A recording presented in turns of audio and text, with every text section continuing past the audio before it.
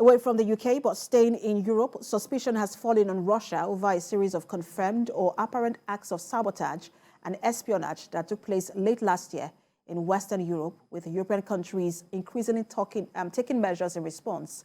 In September, explosions in the Baltic Sea put Russia's Nord Stream gas pipelines to Germany out of use.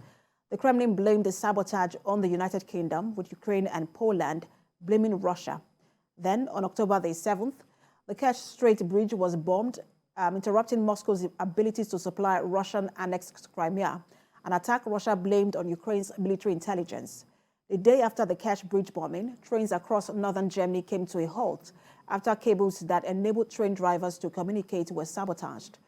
2 days later, the Danish island of Bornholm was plunged into darkness after the undersea cable that supplies it with electricity from Sweden was severed. And away from Europe, let's turn to Asia, where China's population has fallen for the first time in 60 years, with a national birth rate hitting a record low of 6.77 births per 1,000 people. China's birth rate has been declining for years, prompting a slew of policies to try to slow the trend. But 7 years after scrapping the one-child policy, it has entered what an official described as an era of negative population growth.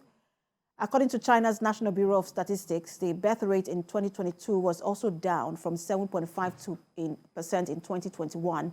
In comparison, the United States recorded 11.06 births per 1,000 people, and the United Kingdom 10.08 births in 2021. Deaths also outnumbered births for the first time last year in China.